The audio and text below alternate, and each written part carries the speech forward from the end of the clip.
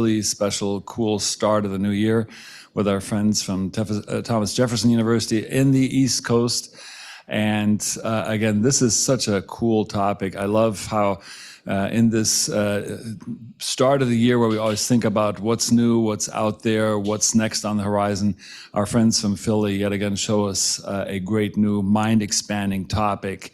So time-driven activity and functionality, efficiency, topics right up my heart. So good morning to you. It's almost midday for you in the East Coast. And take it from here. Introduce your team, please. Good morning. Yeah. Thanks, Jens. Thanks for having us. Wait, sound.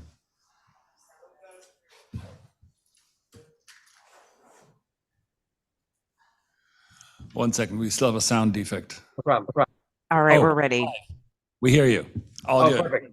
All right. Thanks, Jens. I don't know if we've had the chance to formally meet. I'm Ahilan Sivaganesan. I go by Siva. I'm one of the junior spine faculty at Thomas Jefferson, one of Jim Harrop's junior partners. Real pleasure to be with all of you today. And I have 4 rock stars from Thomas Jefferson neurosurgery with us as well. I have Kavan Kapitipola, who is a PGY5 neurosurgery resident at Thomas Jefferson.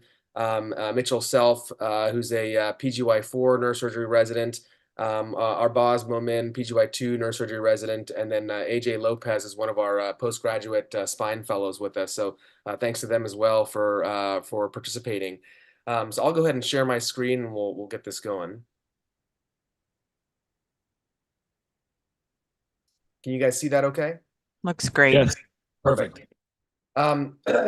So our title is a bit of a mouthful, but it's time-driven activity-based costing. Is it the future of spine analytics?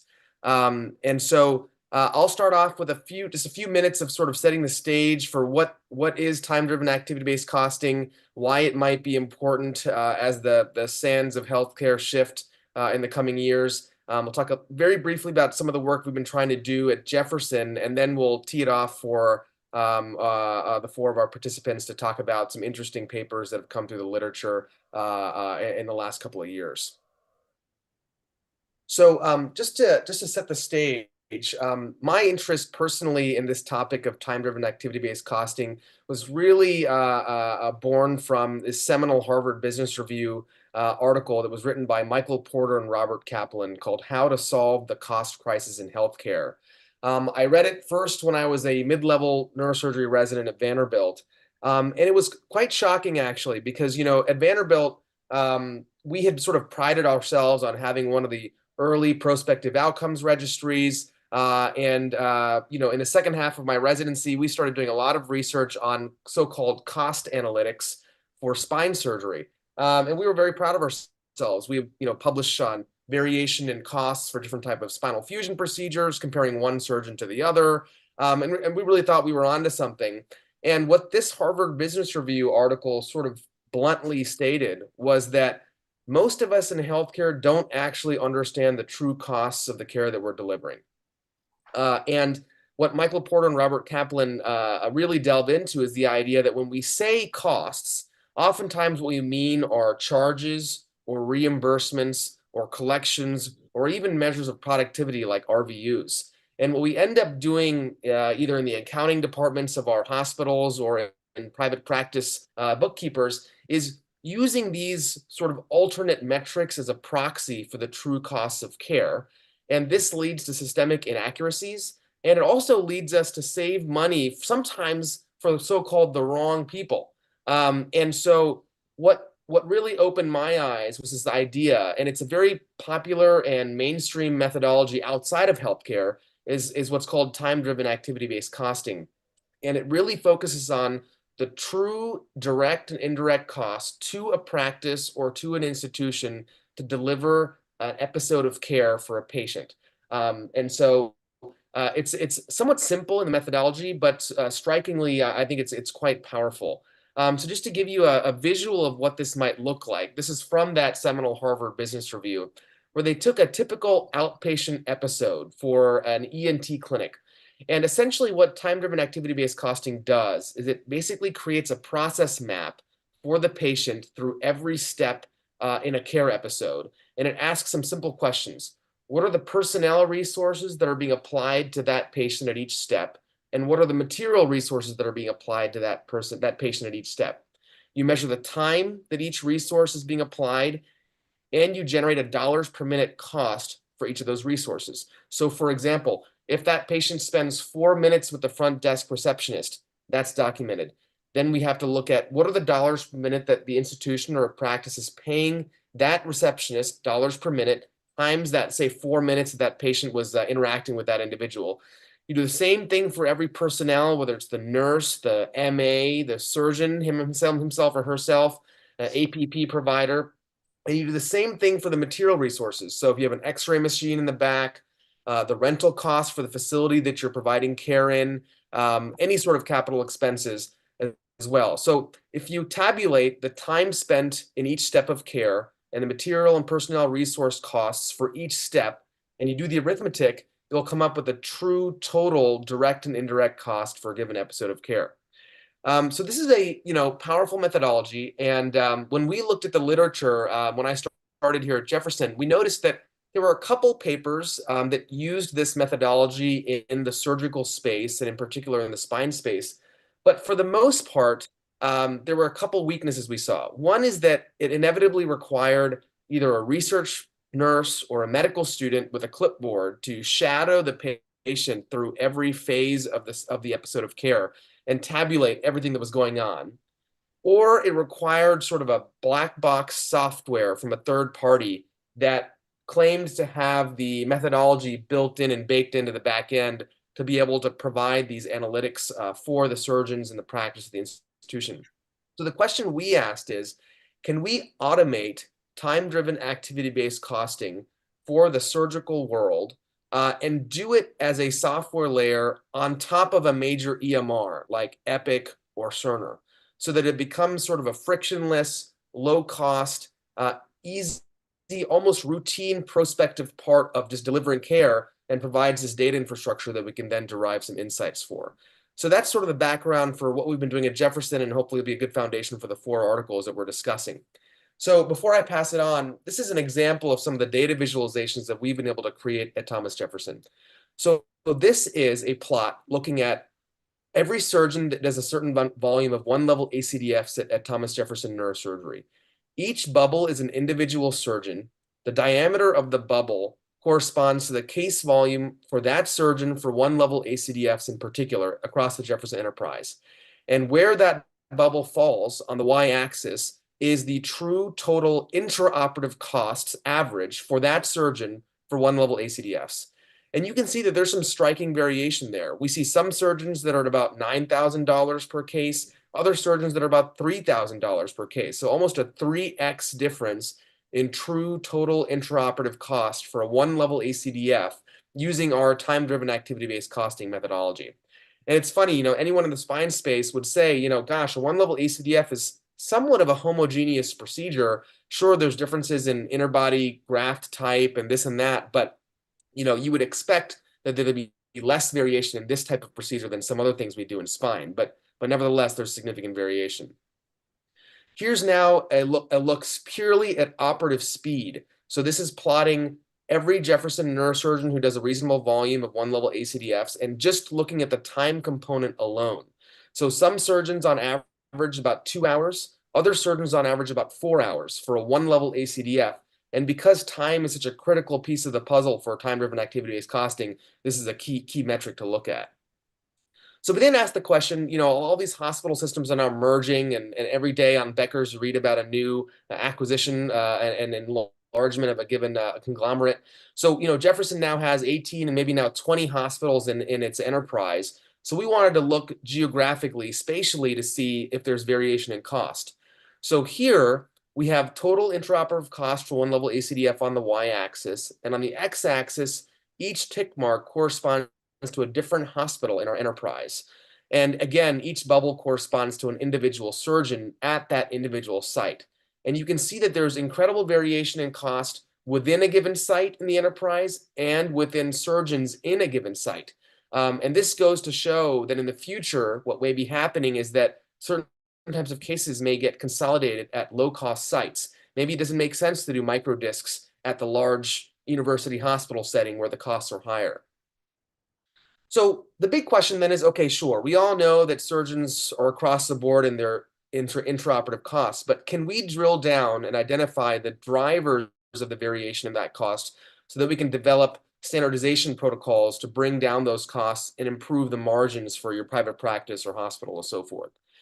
So what we did is we broke down intraoperative costs into personnel and supply costs. So here again, each bubble corresponds to an individual surgeon. But now you can see on the y-axis, instead of raw dollar amounts, we have the ratio of each individual surgeon against the system average. So there are some surgeons whose personnel costs in the OR are 2x the system average for a one-level ACDF. And the same is true for supply costs. So then we can break down the personnel into all the individual subcomponents. So the surgeon cost, himself or herself, residents, anesthesiologists, CRNAs, circulating nurse, surgical techs, radiation techs. So through our data infrastructure, we know exactly how many minutes the radiation tech was in the OR for, how much we're paying that radiation tech dollars per minute, and to be able to do these calculations in an automated prospective way. And you can see here that some surgeons are very high cost on the personnel profile, and other surgeons are very low cost. But of course, supplies is where we really get, the interesting results. Here we're breaking down supply costs into implants, consumables, sterilization, and pharmaceuticals. So sterilization here, again, each bubble is an individual surgeon. So there are certain surgeons that for a one-level ACDF have a sterilization cost that is 3x the system average. And we all kind of intuitively know what this probably stems from. Certain surgeons do it the same way every time. They've got their 3 trays, they've been refined. Other surgeons, maybe the reps or the circulating nurses, like, gosh, Dr. X, we're not really sure what he's going to do today. Let's just open these 4 extra trays just in case he gets angry so we don't get yelled at when he says he wants that thing that he never used before. And so there's incredible variation in sterilization costs as well as implant costs. And this is just, again, for one-level ACDFs. So finally, we actually drilled into the implants themselves. So here we have bone graft choices, cage choice, screw, bone graft extenders, plates, and so on. And human tissue here is a bone grafting material. So there's a 4x difference for some surgeons against the system average in their bone grafting choice for a one-level ACDF. So the question then becomes, okay, we can design some standardization protocols to bring everyone's costs down. But the question becomes, are we sacrificing outcomes in the process? So what occurred to me is what really may be important for value-based care is to take this cost data and merge it with outcomes data in one dashboard. So that's what we've done here. And I believe in the spine space, this may be one of the first attempts to do this, what I call a value visualization. So here, the y-axis is the average neck disability index improvement score for each surgeon 3 months after surgery for one-level ACDF. And the x-axis is their true average intraop cost for one-level ACDFs using our methodology.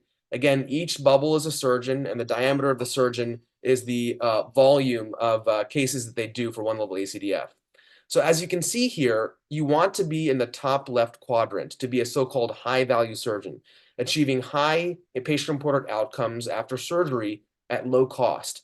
But there's incredible variation. Some surgeons are in that top left quadrant and some are not.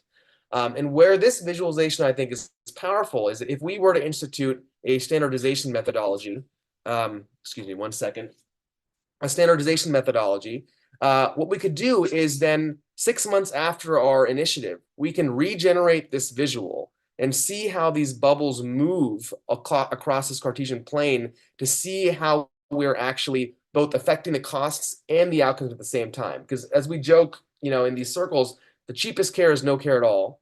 That doesn't help anybody. And so what we're trying to do is obviously maintain or improve outcomes while reducing costs. And where I think this is going to be relevant in terms of the policy implications coming down the pipeline is everybody's heard about bundled payments for TLIF, perhaps bundled payments for ACDF. But what people are talking about now is bundled payments organized around a condition, not just a procedure, which is scary as a surgeon, which means that, Medicare might say, hey, look, you've got neurogenic claudication, lumbar stenosis. Here's your predetermined lump sum payment. Practice or hospital system, go ahead, figure it out. Figure out how to use these dollars over the next pre-specified time period.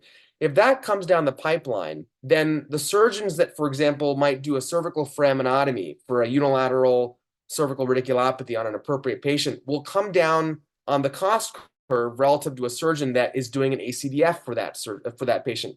And as long as you're doing it for the right indications, the foraminotomy surgeon is going to look a lot better on this value visualization than a surgeon that just jumps to an ACDF every single time. And we've actually presented this recently at CSRS, where we looked at using time-driven activity-based costing, the true intraop cost of an ACDF versus a cervical foraminotomy.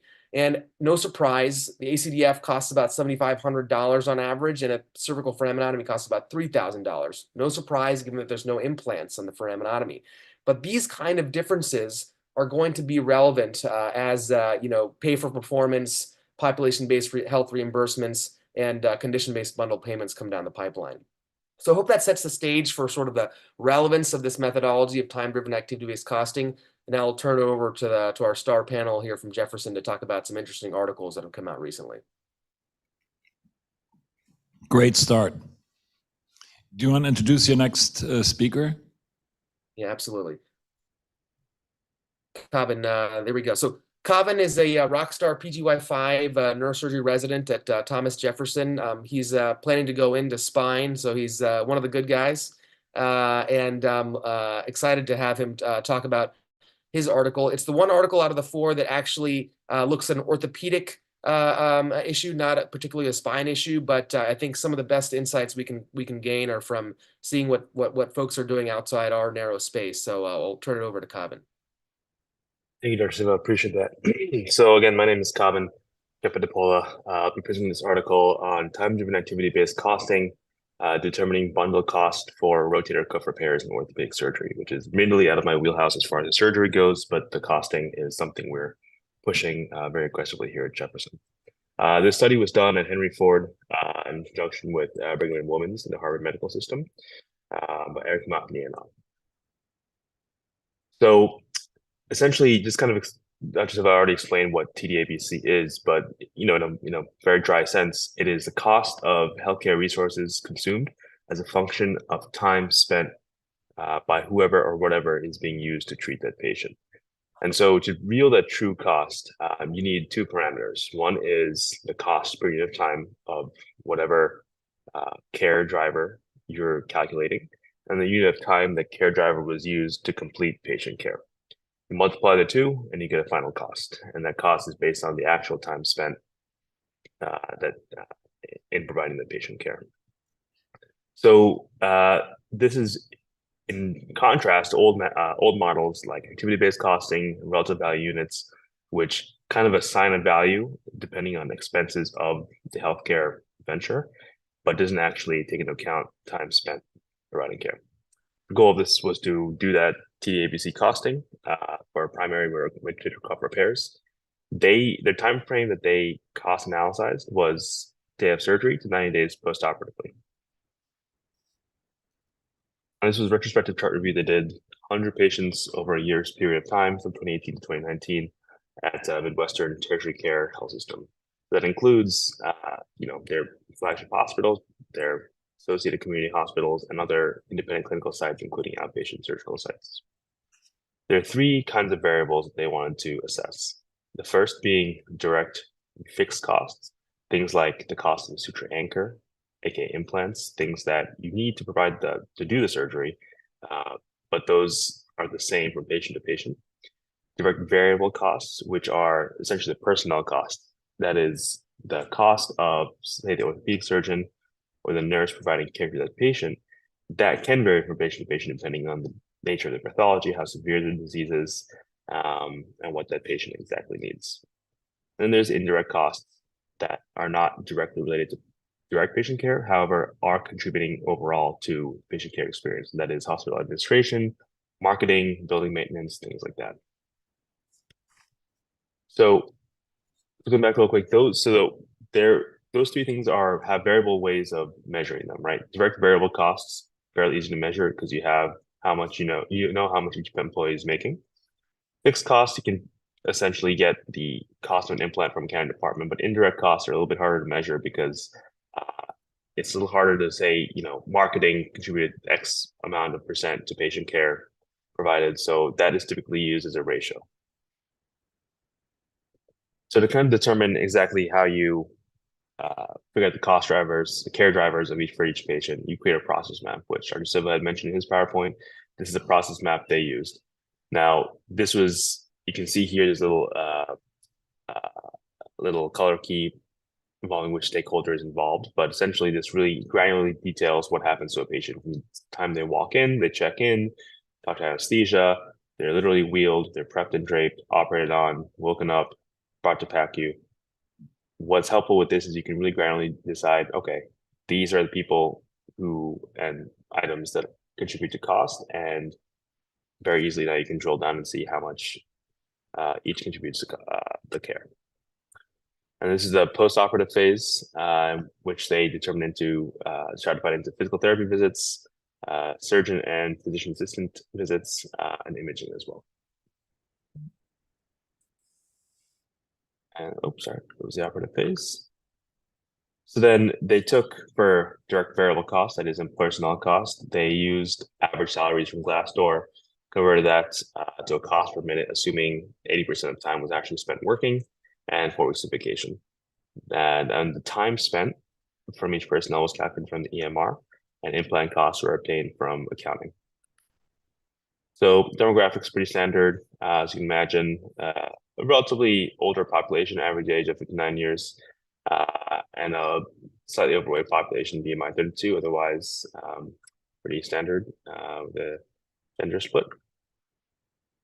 And this is the cost that we all want to get to. So essentially what this was saying is that post-operatively, the biggest cost driver contributing to patient care was PT, about 49% of care, followed by the MD cost, 25%, followed by imaging costs. And then by phase, this again is not a surprise, but the operative cost is the biggest driver of the overall cost of procedure, 76% to 24% for the post-operative. And each kind of bucket, direct variable, direct fixed, indirect, contribute about approximately equally. Direct variable costs are the biggest because that does vary from patient to patient, but that was relatively equally distributed. And then just for time maps, this is not just in the meat and potatoes, but there are some times here. Essentially, operation 69 minutes, they were able to document how long prepping and draping took, how much notation took, how much time was spent in the PACU, how much time was spent by each PT visit, and how many times BC visit occurred. And what they kind of determined at the end is that the true cost of RCR from day of surgery to 90 days is $10,569 for all their patients they analyzed. And then in the operative phase, which is the biggest driver of cost, the biggest driver of the operative phase was orthopedic surgeon time.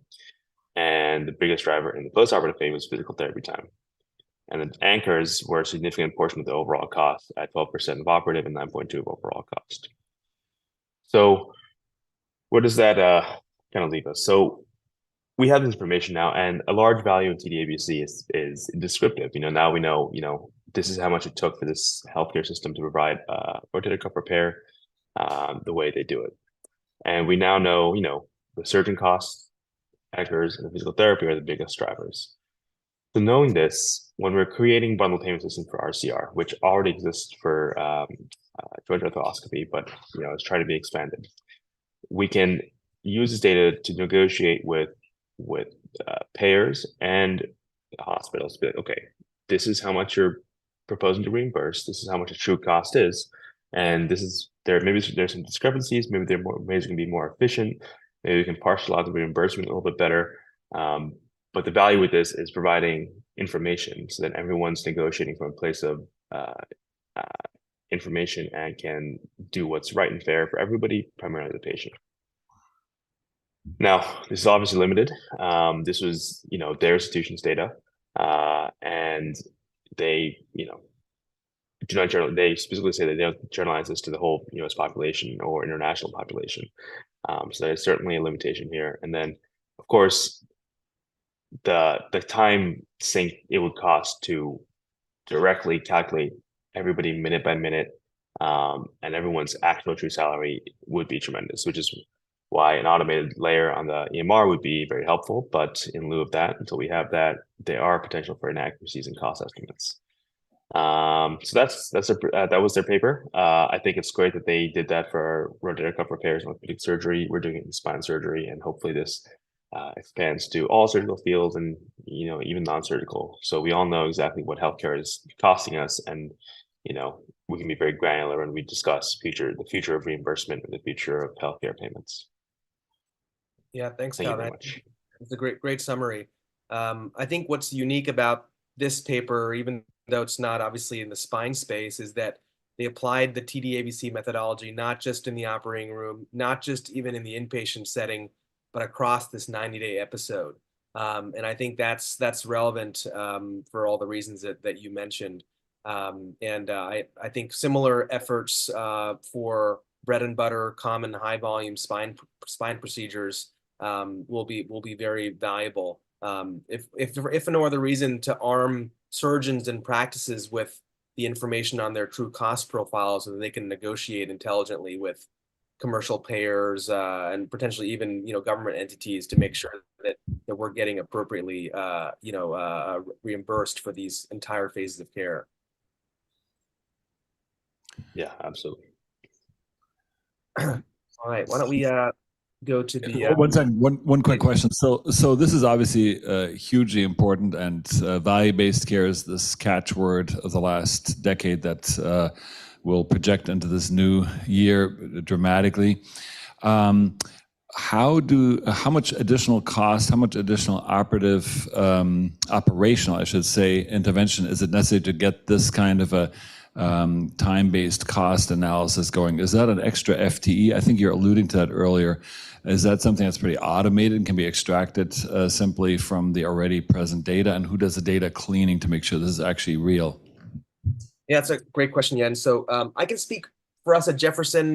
We've been sort of trying our own methodology. It may not be the best one, but we essentially developed a software layer that sits on top of Epic and that extracts in a prospective automated way the data elements from Epic that are key to basically create this database and this sort of data visualization. But it did include and require a lot of sort of information that was outside Epic. For example, like how much it costs to sterilize a tray at Jefferson. That doesn't live in Epic. You got to talk to SPD to find that out. How much does Jefferson pay for a vial of propofol? That changes every 6 months based on contracting with the pharmaceutical providers. So there's these sort of, in my mind, two sources of information. There's sort of the EMR-based information and then the non-EMR-based information. And the key is to be able to pull that in an automated way. I am convinced, and I think we've shown the proof of concept at Jefferson, that you do not need some expensive staff of people in a back room working on this, that you can use basic software data technology to do it. But it requires buy-in from your IT department, requires buy-in from the leadership. And then the question is, who owns that data? Are we just doing this work for the accountants and we're just helping them out in between our day jobs? Or, is this something that we can use to help our patients? So I think that's the probably important question too. But thanks for the question. Was it Mitch next, or who's doing the next article? Yeah, I'm next. Oh, perfect. Okay. Mitchell is another Rockstar resident here at Thomas Jefferson Neurosurgery as a PGY4 resident, going into spine as well. And so thanks for participating.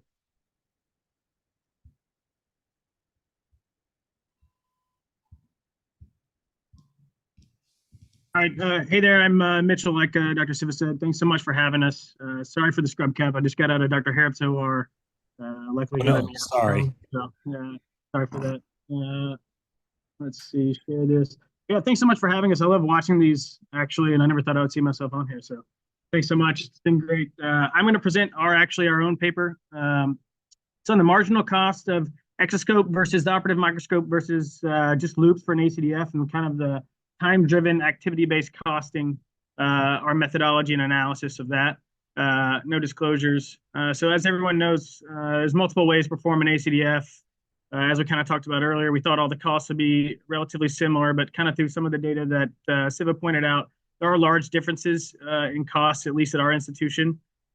But there also is a lot of variability in the way surgeons perform the ACFs here. A lot of them, as you'll see, most of our attendings actually are through loops. There's a lot of some of us that use a microscope, and then even some that use the exoscope. So I'm not going to belabor the point of describing the exoscope versus microscope loops. I know you guys all know that, but there is variability here at our center, and so we're kind of going to parse out the differences in the costs based on the time-driven activity-based costing of that. So the objective of the paper is to utilize the time-driven activity-based costing to compare the different visualization techniques for an ACDF, and then just obviously kind of go over that the TDABC is this micro costing kind of strategy that identifies the costs associated with almost every single resource utilized during the patient-specific treatment. I know when we have these research meetings with Siva, it's just like kind of almost even brainstorming the things that we don't even think about that could be a cost in the OR, and trying to parse those and make sure those get into the data. So kind of the methods of this paper, we went back from the last 5 years, 2017 to 2022, and tried to do at least most of our ACDFs that were either loops, exoscope, microscope, ACDFs. We used that to delineate supply costs, personnel costs, and kind of break down the activity-based costing that we've kind of described a lot here already. The supplies used, basically, we delineated the screws, plates, all the stuffs that are implants cost, put those into one category. The sterile towels, drapes, gauze, bipolar forceps, pretty much anything you can think of that goes into consumables as well, down to the small things that we don't even think about that have a cost to the patient. And then, as Siva alluded to earlier, we got the salaries of all the people that are involved in these surgeries, whether it's a surgeon, anesthesiologist, resident fellows, CRNAs, travel nurses that come in, their different salary compared to a circulating nurse and our base nurses here. Travel nurses is obviously kind of big. So we even parsed out the salary differences in the travel nurses compared to our original nurses, scrub techs, all of that's broken down. And when we had the nurses in the OR, they accurately document when someone enters the OR, when they leave the OR, the attending comes in, leaves, all that stuff is documented. So we have a minute by minute basis of when they were in the OR, and then we know based on their salary, the cost per minute that they were in the OR. All that stuff is broken down. So the results of our paper, as you'll see, the main theme, or not the main theme, but the overarching theme of just of this kind of microscope versus exoscope versus loop is there's not a huge difference in that you can just tell from the overall cost of the procedure. All the patients here, we have 882 with the loops compared to the 26 in the exoscope and 52 with the microscope. Obviously, here at Jefferson, we do, as I said before, mostly procedures with the loops. And then even the number of levels are all relatively similar. No statistical significantly different amount of levels between any of these cases. Everything's pretty similar here. And then we're breaking down kind of the costs. Even when we do just like an overarching breakdown of the costs, the personnel costs, supply costs, and cost of surgery, with the exoscope versus the microscope and the loops, they're all relatively similar. You would say that, the numbers are close. There would be no, you would think there's no overall cost difference. It's kind of what we're looking through here. The length of surgery is relatively similar. Even bringing in the exoscope, our main surgeon, a couple of surgeons that use the exoscope have gotten pretty facile with it. So it doesn't increase any of the time. It's not just, I know a lot of places the exoscope turns into just being a coat hanger, I guess, but here we actually use it for the exoscope, for the ACDFs, and we've gotten pretty efficient with it in some of the procedures. And so breaking down even the cost from implant consumables, total supply costs, you don't see that big of a difference between the three cases or the three visualization techniques for the cases. Personnel costs, supply costs, and total costs, again, more of the same. There's not a huge difference between those, but I think what we're going to get into, and I'll show you guys, is like the value of the time-driven activity-based costing is being able to break it down even more than these. See, we can go to a more granular level than just the total costs and the supply costs. So we break down the subcomponents even more, the consumable costs, the implant costs, and as you can see over here on the right, this is all of the getting all of the salaries and the minute by minute of each person in there. As you can see, residents are much cheaper, obviously, than a lot of the other staff. But this is the big, I guess the big kind of plug for the time-driven activity-based costing is that out of all this stuff and everything that seems so similar, we break it down to an even more granular data implant cost overall between the three is very similar. But when we get to the loops versus the exoscope and the exoscope versus the microscope, we can see that there is a difference with the cost of consumables. So consumables being the sterile drapes, that whole section of kind of breakdown there is the difference in the cost. And so what we think is the big important factor here is that we can use this time-driven activity-based costing to determine exactly where the variability is in cost between these different procedures. It's not just like whether it is just implants, whether it's not, but we can break it down to even it's the drapes in the exoscope that are costing us more to use this procedure or to use the exoscope than it is to use just loops. So we could save money actually by not using those or using a difference in drapes. So some of the other things that we just talk about is that the time-driven it's not used everywhere, and that is because it is kind of resource intensive so far, and that's what Dr. Siv was talking about. Is we're trying to kind of make it more an easy way of doing, kind of streamlining this using our EMR, and that really helps alleviate some of the resource burden. I remember at the beginning when we were going in and kind of using the clipboard and kind of counting everyone's time and the difference, that was much more difficult than having accurate times in the EMR and just be able to pull those straight out using the software that he discussed. So I think obviously some of the limitations with our case, as we all know that the exoscope and microscope and loops, we use much more cases with the loops, so that's a big difference. But we also don't have outcomes, as what earlier, incorporating outcomes into this and neck disability index down the road. Is there some utility or value factor in using one of these versus the other based on the neck disability index 3 months out, 6 months out? All that stuff we want to factor in, and that's coming soon. So the conclusions, our main kind of point here is that the time-driven activity-based costing is a very lean costing methodology. It can help us look at the disparities and discrepancies kind of in these costs at such a granular level that we can eliminate any of the inefficiencies in the procedures, whether it is the drapes, whether there's these travel nurses that are costing and making the case a little more expensive, and then we can ultimately promote savings even by changing hospitals or moving our ACDF to we have 2 different hospitals here at our main center that we use if we need to, because the cost is cheaper there. Even incorporating to that level, we can do based on our methodology. And thanks so much for having us. Like I said before, it's awesome to be here, so I really appreciate it. Great stuff. Thank you. So one question, what does Dr. Harrop use? I somehow can't see him using an exoscope. We had one for a while and it became a dust collector in the corner. What does Dr. Harrop use? Is he a loops guy or is he a microscope guy? Dr. Harrop is a loops guy, a very fast loops guy. I somehow am not surprised. So in terms of what is cost efficient, let's ask our colleagues at TBI who kind of led the way with cost efficiency and parameters that make a big difference in efficiencies. For the biggest differentiators for me are a surgeon-controlled environment, i.e. an ASC versus a hospital-based environment, and are trainees involved or not. So Jack or Scott, I see both of you on the monitor. Do you want to tackle what are the real big differentiators for efficiencies? Or hi, Rick, also. So anyone of you take on. Permission, Mr. Chairman, to be skeptical. Yes. Permission granted? Elaborate. All right. Well, first of all, I want to thank the Jefferson guys for doing this, which, we've been talking about value-based healthcare, as you said, Jens, for a decade.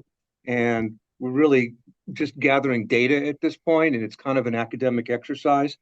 In this era of academic awareness of plagiarism, I'm going to quote Dr. Ziegler here and say this is another great way for Big Brother to tell us how to do our jobs, and that, like all spine algorithms developed by surgeons, it'll be usurped and misapplied by payers.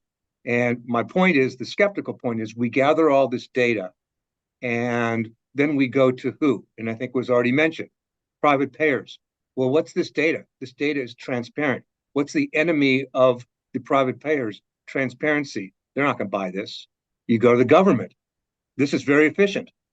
Well, that's the anathema of the government in every aspect they've ever gotten involved in, efficiency has never been the charge of this. We're gathering data as surgeons, and then we're going to ask the gatekeepers to apply it. And I think that's another issue that we're going to have as well, because the AMA has never really been our friend in terms of valuing our care as well. So, you know, I love discussing this. We've been talking about it forever. We're moving no closer to being forced to go into ASCs, and we are efficient in our system when, you know, of what we do, which is very narrow for Rick, Jack, and I, which is disc replacement. But, you know, in terms of overall TBI, you know, we're doing the same things that we've been doing, and, you know, for the 30 plus years that I've been here. Every surgeon picks his toys, picks his, you know, visualization, just like at Jefferson, you know, the needle hasn't been moved for us as far as we've seen. I don't know what other places, but, you know, it's a good academic exercise anyway. I think there's other issues involved. I think eventually we're going to be, you know, mandated to do this, because you look at the They've been saying that for 10 years. We've been hearing that for 10 years, and we haven't been, because who's going to tell us? But Scott, I think eventually it's going to happen. They're going to give you so many dollars for degenerative disc disease. For example, who's they? Yes, who's they? The government? They can't figure it out. Private payers? They can't figure it out. But we can, because it works against their profits. We've been hearing. I'm totally skeptical. We can talk about this till the cows come home, and, you know, maybe in another generation, but certainly there's been nothing that's moved the needle. But maybe if we go back to some of the old models where they talked about profit sharing and the amount of money that you can save. For example, you know, you and I were just talking at our interesting case conference. Our partners are showing all these revision cases from, you know, single level and 2-level fusions. And we were saying, isn't it amazing when we do these artificial discs now almost 24 years and our revision rate is very slow. We don't do revision after revision.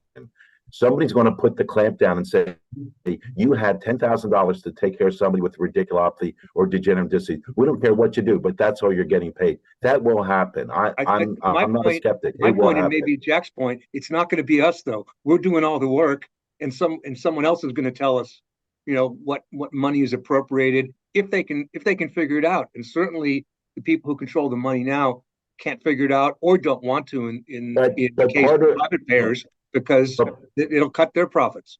But part of the issue has been our passivity in this whole process. We have sort of taken a back seat. We've allowed 10 different ways of treating one diagnostic problem. We haven't been as active or aggressive as we should have been in helping to, you know, define the indications and what works best. Just like with all the DBMs, there's a million DBMs with very little data out there, but everybody uses them. You know, it's ridiculous. We practice like tailors. We should be practicing like scientists, like the way they do in the aeronautics industry, where they have their processes and they're proven, and it's not just based on, well, I'm a pilot, I'm just going to fly around wherever I want to. No, you have right, guys. So you don't have the answer either in Texas. Let's send it back.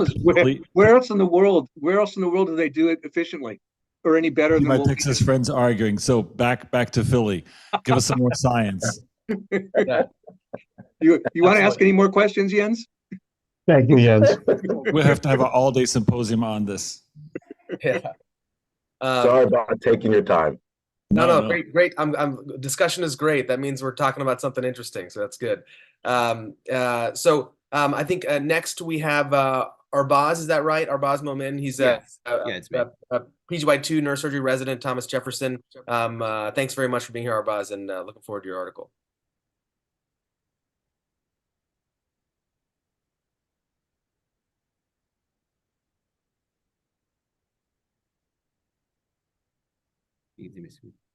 Yep. All right. Hey, like Dr. Siva mentioned, my name is Arbaz. I'm one of the PGY2s here at Jefferson. I'm not entirely sure what I'm interested in just yet, a little early for me, but today I'll be presenting the article for starting a monthly multidisciplinary complex spine conference and the cost analysis that goes into that. So for this article, the focus was on spinal deformity surgery. Spinal deformity surgery, as we all know, has a high complication rates, requiring a lot of reoperations, and the higher complication rates also lead to sort of higher cost due to implement costs, longer OR times. There's lengthy inpatient stay. There's need for skilled nursing facilities, as well as generally these patients don't go home. And so the purpose of this article is that we're trying to see how we can drive increased value for spinal deformity surgery. And as we all know, value is a metric of quality over cost. And so you try to increase the quality of the product that you deliver, and you try to deliver it at a lower cost. And so one of the ways that is that we can mitigate this is that we try to pre-op the patient in the best possible way to optimize them before surgery. And one of the ways that this article suggested is that you institute preoperative multidisciplinary conferences between many different subspecialties, such as neurology, neurophysiology, PT. All these people kind of get together and create a conference that helps best optimize the patient prior to a complex spine deformity surgery. And one of the reasons why this practice is, the adoption of this practice is limited is that there's a heavy time requirement by multiple team members to participate in monthly and weekly conferences. And the idea is that maybe there's no perceived monetary return on the time investment, and therefore many institutions are reluctant to adopt this sort of conference. And so this study, many people have talked about this, is they performed a time-driven activity-based costing analysis to look at the time requirement and the cost of that time requirement for each of the parties that are involved within these conferences. And so they applied the TDABC model to assess the cost of the preoperative multidisciplinary conference to optimize the patient prior to the deformity surgery.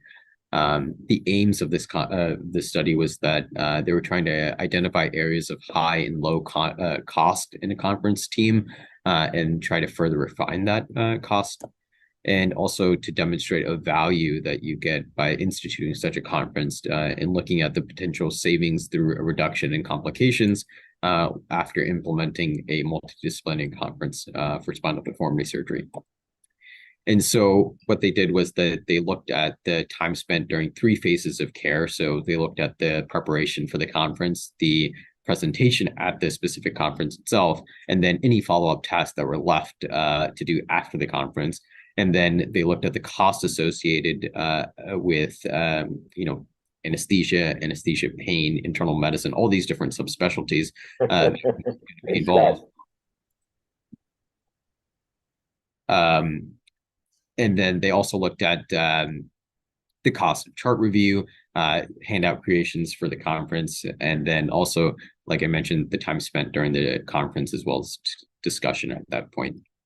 And so when they looked at the complication and they were trying to analyze the complications and the cost, the way that they defined, they calculated cost was that they looked at time. So they looked at the wage of a specific person and the specialty that they were in, times the minutes that they spent in preparation or attendance to the conference. The way they did that was that they did sort of a relative value metric for this. And so they set 1 as the baseline for the wage of a RN nurse, and then everyone was relative to that RN nurse. And that's how they derived the value units.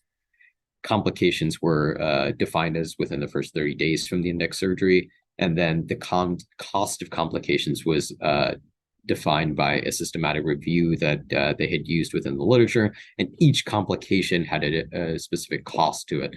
And so it was direct cost related to either the treatment of the complication or just the overall increase in cost of the hospital stay. And so, for example, if a patient had a post-op infection, one post-op infection was defined as $27,000, $27,000, and a pseudoarthrosis complication would cost $76,000. And this was all derived from systematic review.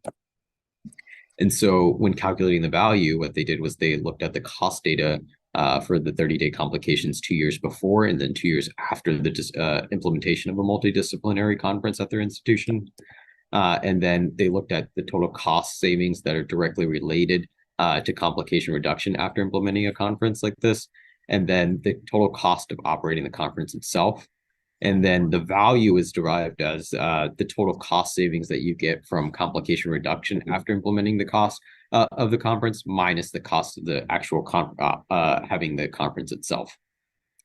And when they looked at this, they saw that after implementing the conference, 26 complications were prevented over the 2-year span after the conference was implemented. And that equated to about a total cost savings of $837,000 or $415,000 a year. And then this sort of kind of gives you the breakdown of each of the different subspecialties in the time requirement at each of the different phases. So as you can see, during the preparation phase, PAs APP tends to have the most amount of time that was invested in the conference. The surgeon has the most sort of time investment, and then follow up, it's the APP. And then if you look at the total time, the total time is the PA has the most time investment. It's about 104 minutes per patient, with the majority of the time spent during the preparation phase. And that's largely by the APP itself. And then they look at the relative value ratio. So this is what I was referring to earlier, where they sort of define relative value ratios by 1 unit's defined as the baseline for the RN, and everyone else is relative to that. And so if, again, it's preparation phase, it's largely the PA. The relative value sort of time times value is during the conference. The surgeon has the most investment. And then if you look at the total, the surgeon kind of has the most sort of investment, and probably the costliest person in the whole team. And so when you look at sort of cost savings that occur after implementing a conference like this, the total RN equivalent value per patient was about 5.25 during all 3 phases. And the total dollar amount that equated to was about $201 per patient. And the annual cost of the is that it's about $21,000. So implementing such a conference like this results in cost savings about $396,000 per year. And when you look at kind of refining the process of the conference itself and trying to find out where are the areas that you can cut costs, majority of the costs associated with conference actually comes during the actual conference itself and presenting the patient. And so it's about 3.5 RN equivalent value per patient to present them at the conference. And basically, if you wanted to try to cut cost, one of the ways you do this is that you have fewer spine surgeons during the conference, because that essentially, as you saw in the prior figures, a lot of the cost comes from having a spine surgeon. And so that's kind of the point here. And what they looked at was, what if they replaced the surgeon with just an APP and an APP run conference? And you can see that there's a dramatic time or cost drop when the APP runs the conference. And so some of the limitations here is that the cost of complications are not direct costs that an institution incurs, but rather it's based on a systematic review, and a number is defined to each complication. Also, the whole premise of this is that complication reduction before and after the conference is basically largely attributed to the conference itself. But as we all know, it's generally a multifactorial process, and it's not likely just due to implementing a conference like this. And so it's probably a lot to do with the sort of advancements that we have in intraoperative strategies. So that's one of the limitations itself of this article. And then also there's a sort of a measurement bias that the article didn't actually talk about, but a lot of the documentation that was done is done by the staff itself, and they're actually recording their own time that they invest, and they're not blinded to the study or where they are. And so there's probably a possibility that they're over reporting sort of the reported time. Also, the other thing that I noticed during this time is that if you look, you see that a lot of the surgeon, there was no time investment accounted for during the preparation or the follow-up phase, which is kind of interesting, because you would think that a surgeon probably does have some level of time investment during the preparation phase, but also in the follow-up phase as well. And so maybe the cost is underestimated here as well. And then just to kind of conclude, it's that the multidisciplinary spine conference can help optimize patients in the preoperative period to help reduce complications and decrease costs, and sort of increase the value of spinal deformity surgery. And one of the ways that you can kind of do this is that you create an optimal team roster to minimize cost. You essentially implement areas where there's a high degree of time requirement. You give those tasks to people that have lower cost salaries rather than having the spine surgeon do it. And so that's kind of the end of my presentation. Thank you. Thanks, Arbaz. Guys, great talk. So we are running rapidly out of time. Dr. Pauly had a question, switching to Minnesota. Good. Happy New Year. Jens, thanks, and thanks everyone for this conference. I was the paper reviewer for this publication, and Raj and I have gone back and forth on this a lot. There are about 3 components of it that are challenging. One is that I was the one who pushed him to say that your surgeons don't have to spend any time after the conference to make things happen. The other learning that they had was originally they had residents or other folks present, and that they found having the APPs do it was more consistent and led to higher value. But what's been really hard to measure is how often do surgeons' comments to other surgeons change the surgical plan. And from other studies, that's a fairly high number. And then the other piece is how often do you recommend against surgery? And so those are pieces that are really, really hard to account for. But this is a great start trying to look at what is the value of this conference, and that we adopted this about 6 years ago. And at that time, we were mandated by our hospital to do that for all cases more than 3-level fusions. And then it's been hard to document the value to the organization, because if you're not operating on complex patients, does that mean they're better served or worse served? And this is where Raj Sethi and Chris Ames go at each other one-on-one pretty often, where Chris Ames has demonstrated that the highly complex, high-risk patients are the ones that have the greatest change in health-related quality of life, but they do have a higher complication rate. So the value proposition gets to be a little more complicated. But I think that the concept of preoperative optimization is something that we all agree on. And then the question becomes, who handles the cost associated with it? And then how does that get reimbursed? So thanks for the opportunity to comment. Okay, we're out of time, Ahilan. Do you want to kind of summarize your thoughts? First of all, thank you so much for doing that. Then maybe I'll ask Dr. Ziegler to give us a summary statement and take us on from here. Yeah, thanks. Just want to make brief mention, AJ Lopez was our 4th presenter. We'll hopefully have a chance to present his article some other time, but he's one of our fellows, and he'll be starting his spine faculty at Cooper. So look out for him as you move forward. But no, I think thanks for the discussion. I think time-driven activity-based costing and this whole sort of general field of research is definitely a fun academic exercise. I think my own personal take is that if we don't take ownership of some of these processes, people who have no clue about what we do are going to, in suits that never step foot in an operating room, are going to be trying to do this for us. And I think a perfect example is the way DRGs are classified for spinal fusion. There's only 3 categories: anterior, posterior, and combined. Doesn't matter if it's a T10 to pelvis or a 1-level TLIF. The people in the suits in Washington, D.C. think it's all the same. And we are suffering for those kind of lack of nuance. And so I think that's my sort of my 2 cents, is that people who know the field should be sort of dipping our hands in these waters so that we can protect our patients and ourselves as well. So, but no, thank you very much for the opportunity.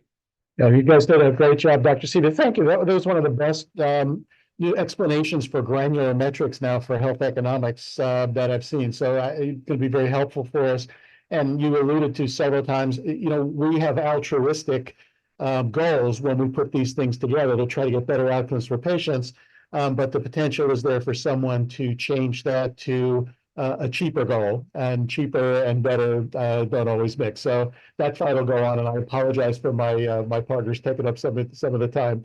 But thank you very much for doing it. It's a pleasure, and I hope we'll see you all again soon. Jens, thanks for being the moderator in chief. Outstanding. Everybody have a good week and weekend. Last time I referenced you, if you're going to diss me at the end of the thing here. I thought you were gone. That's why. Thank you, Thomas Jefferson. Great job.